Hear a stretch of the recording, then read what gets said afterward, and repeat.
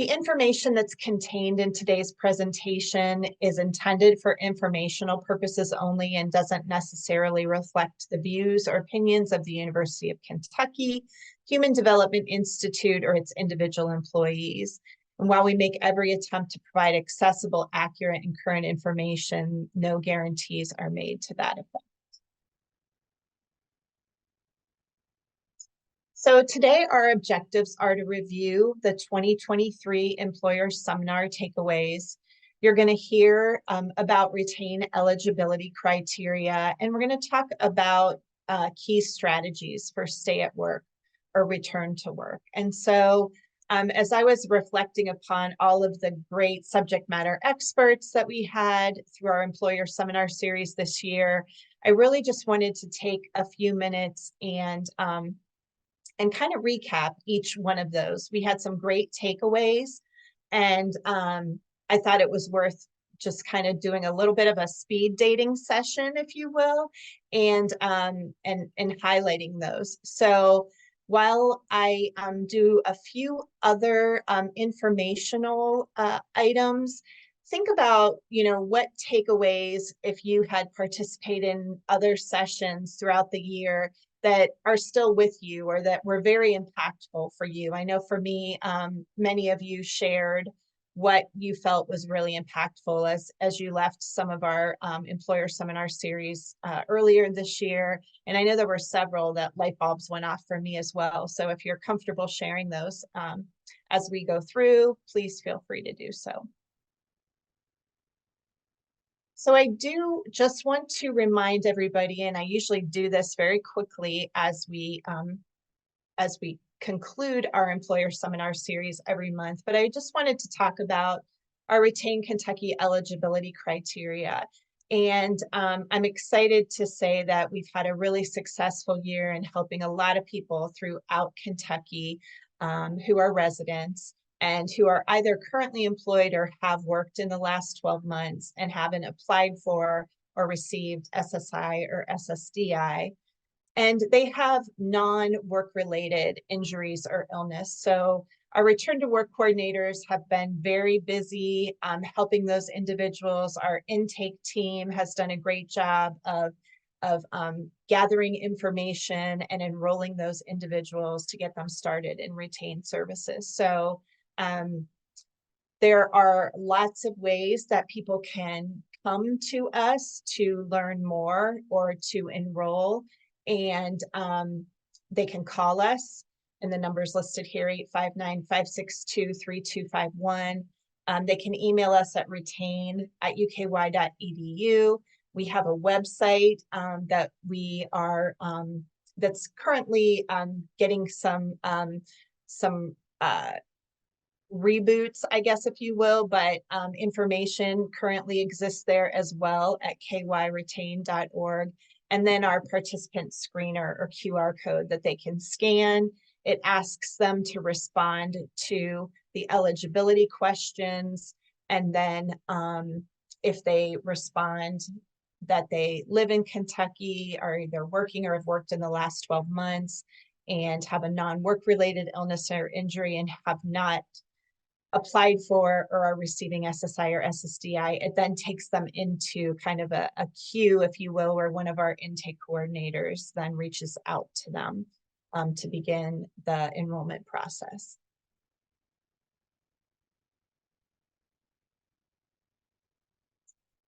So as I mentioned, we had a lot of great subject matter experts, and our first one in January was Lori Newhouse, who talked about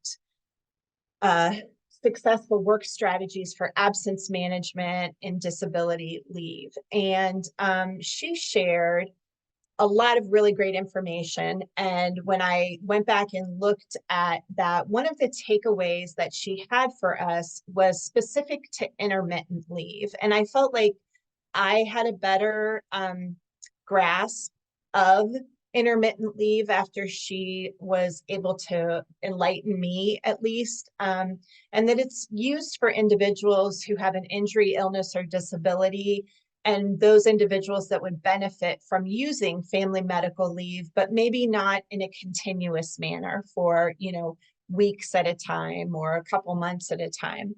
An example that she gave us was someone who may have substance use disorder and wants to use intermittent family medical leave for treatment purposes. And that's a really great example. And we've actually gotten inquiries at Retain and about that, serving individuals who have substance use disorder, which we do.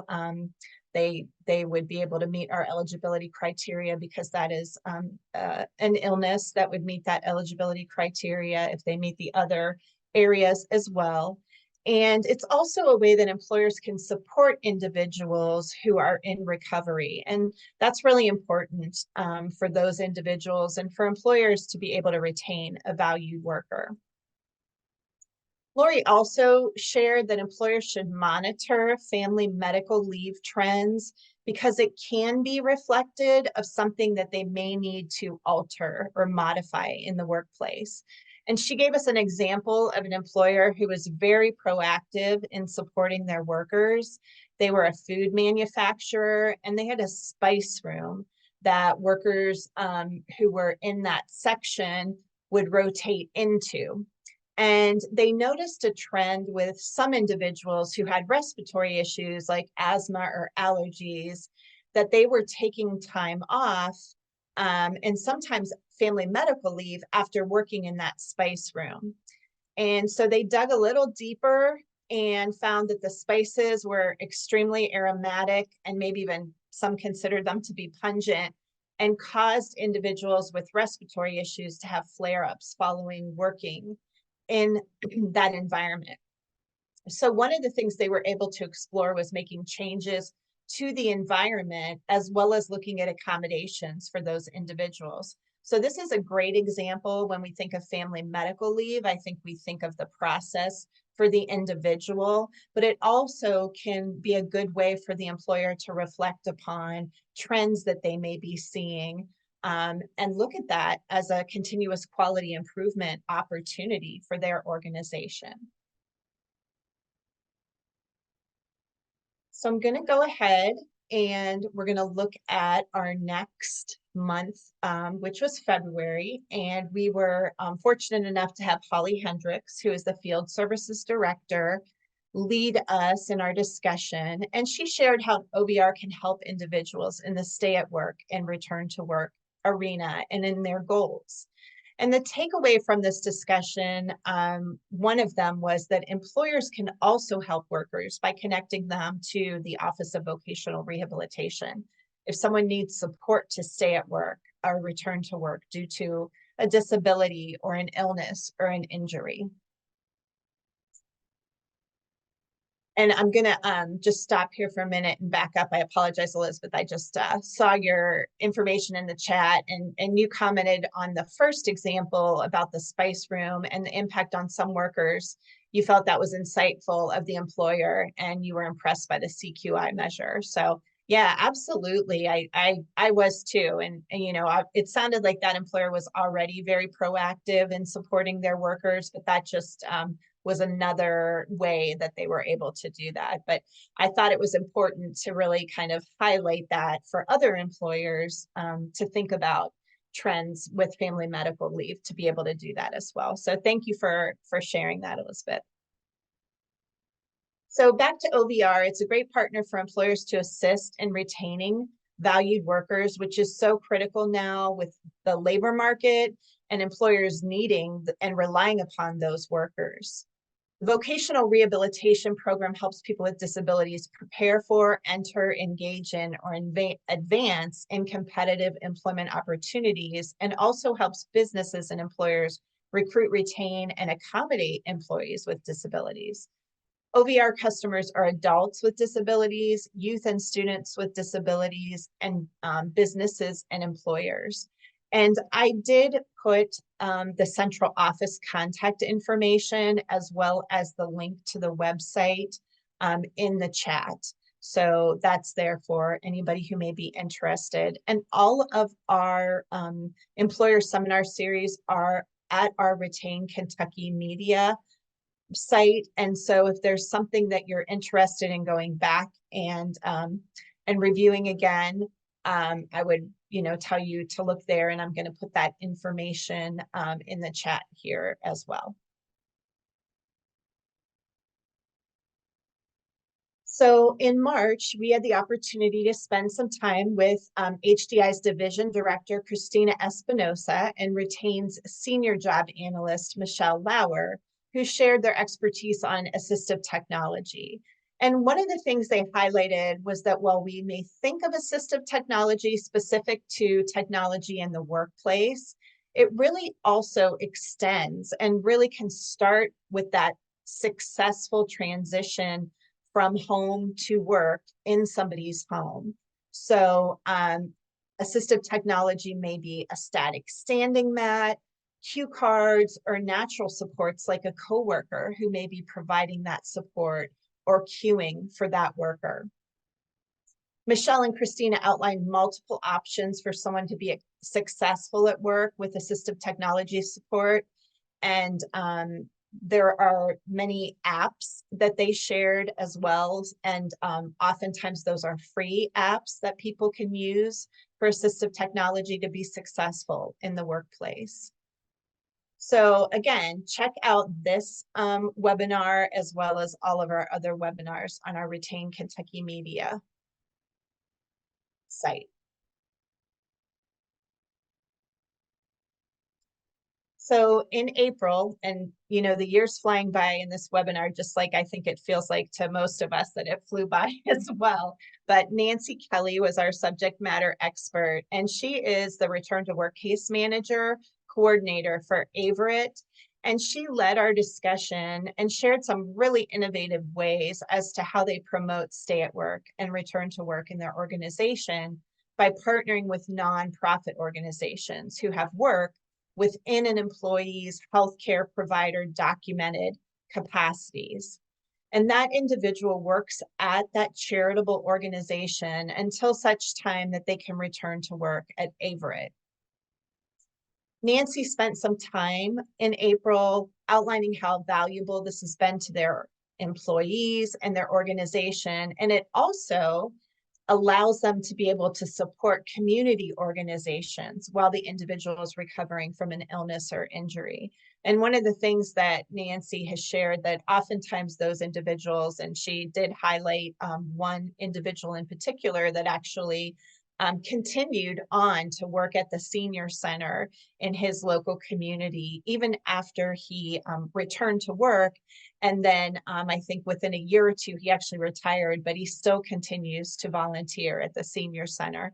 So it was a really great way for him to be able to have that structure and social interaction as he was recovering in his return to work process, but also really helped him contribute to his local community and helped that local senior center as well.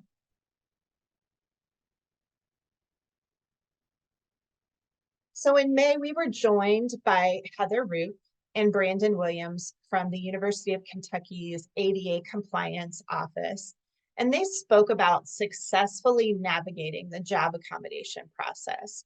And they talked about the interactive process and determining if an accommodation is reasonable or if it creates an undue burden, and how the impact on a third party, like a patient, is considered in the accommodation process. And I don't know about for any of you, but for me, that was really something that I hadn't thought about in the accommodation before. And I had been involved in that in a previous work situation where I helped case manage people and help support them in the interactive process. And that was the first time that I heard that the impact of a third party, be it a patient, a client, a customer, is considered in the accommodation process. So I took this away from the presentation, it is a factor in that accommodation process for jobs like healthcare, where people are providing services to patients.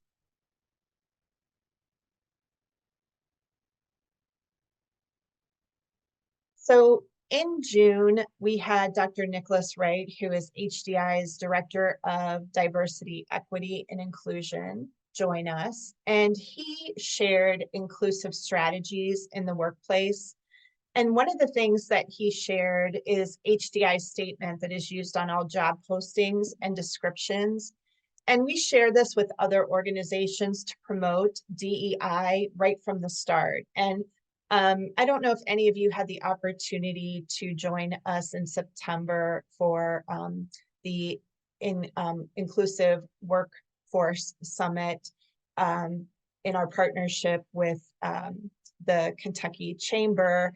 But we did share this as well. And I saw a lot of people taking pictures, and we want people to be able to do that and to really be able to share this diversity statement so that organizations can also help recruit individuals in an inclusive manner. So you can see here that this says the position will advance HDI's mission and strategic plan. And while the position includes physical, psychosocial, and cognitive requirements, reasonable accommodations may allow for essential functions related to the position to be performed in a variety of ways. In alignment with HDI core values, this position will contribute to a workplace in which individual differences are recognized, appreciated, respected, and responded to in ways that fully develop and utilize each person's talents and strengths. And I just think, you know, this is something that I'm very proud of working at HDI, and am proud of the fact that we can lead the workforce in utilizing this diversity statement. So please feel free to share this with other employers or workforce professionals as well, because we are, you know, we definitely want to be a leader in modeling this diversity statement.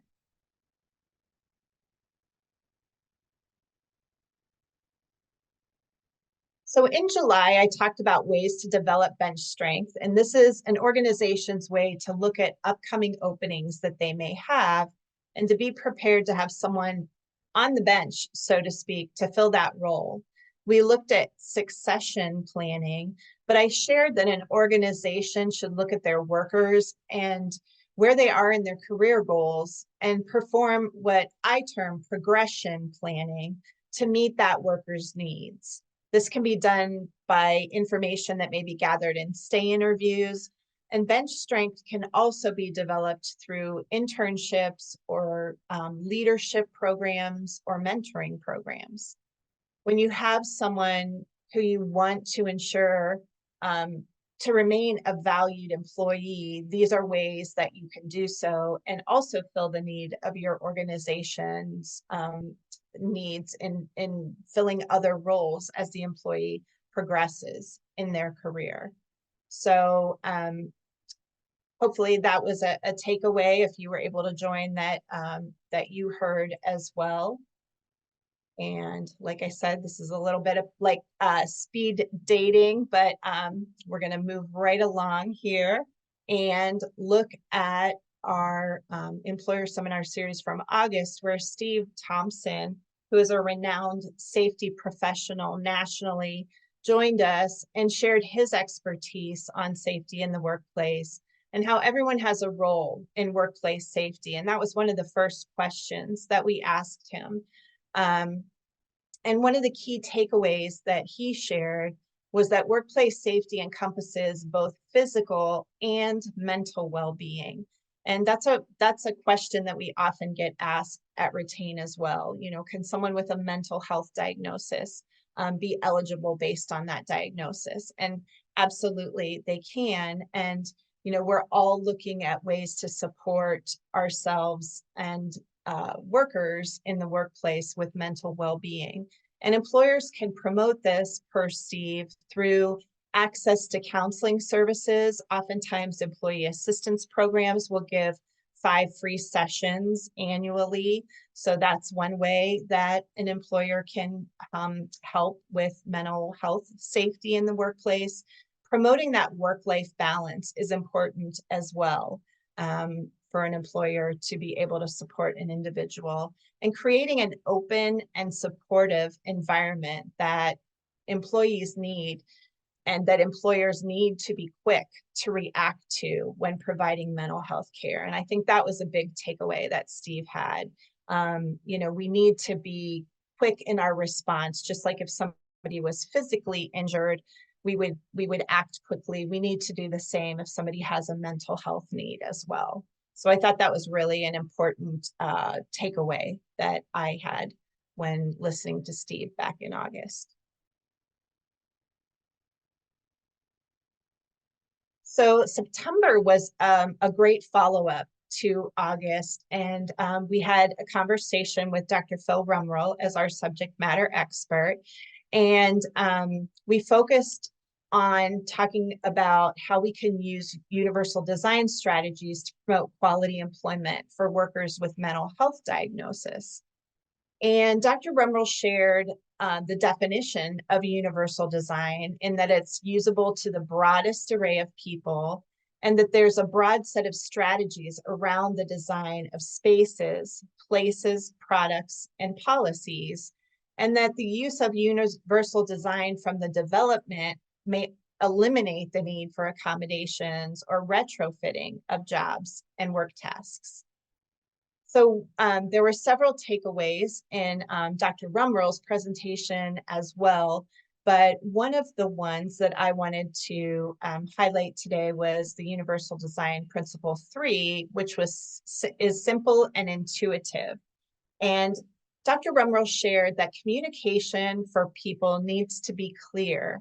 Employer organizations need to be there to support them, and people need to know as their employer that they can count on you, and know that you're committed to keeping them and that you value them as a worker. So with this and looking at employment and quality employment for workers with mental health diagnosis, clear directions for a work task is very important. Machinery or instructions could be an accommodation for an employee who is experiencing symptoms of depression, anxiety, or PTSD. He said it's also important to ensure expectations and policies are clear. And if, for example, attendance is an issue, talk about the schedule and address those issues and speak of them behaviorally. So, don't be afraid to talk about what the issues are. He said, don't diagnose, focus on what you have observed without making assumptions. And he said it's okay to insist the employee complies with behavioral norms. So I thought that was a really great takeaway for us to hear. And just one of the ways specific to the UD principles that employers can promote that quality employment for individuals with mental health diagnosis by using those universal design strategies. All right, so we are looking at Retain's own Austin Nugent and Morgan Turner, who joined us. And actually, they are both HDI subject matter experts on resources employers can use today. And they shared multiple resources in these presentations. And these resources are numerous and too many to mention all of them in the time I have available here. So I put the link here. And again, this is on our Retain Kentucky Media website.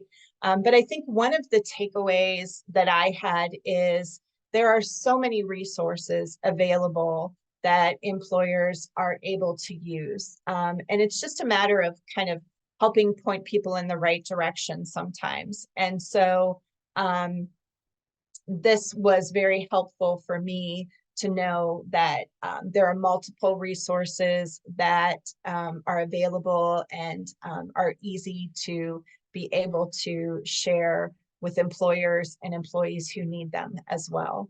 So I really appreciated Austin and Morgan taking some time to share that with us. And again, I had the opportunity to see them share that in the Inclusive Workforce Summit in September. So in November, I shared return to work trends and how we're seeing more workers who are working in that gig economy that could include a trial or a trial job or position that offers flexible employment, promotes that work-life balance. It could be self-employment that offers autonomy. They're able to choose assignments. Maybe it's just an additional source of income. But a takeaway for employers in this employer seminar series was that they could tap into a pool of workers who have experience from that gig economy and recruit them in their organization. This may also be a good fit for college students who are not quite ready to work full-time, but are developing their resume as well. And again, everything that we've talked about can be found on our Retain Kentucky Media website. So I added that link here as well. And just wanted to thank you all for joining us today and for all of your support throughout the year. We really appreciate that and would welcome your feedback. We are looking to line up our topics for next year. So we have some exciting topics coming your way, and any trends that you would like to have highlighted, please let me know. My email is kimberly.wickert@uky.edu. And we really appreciate your partnership in this process. So thank you all very much. I hope you have a wonderful rest of your day, and take care.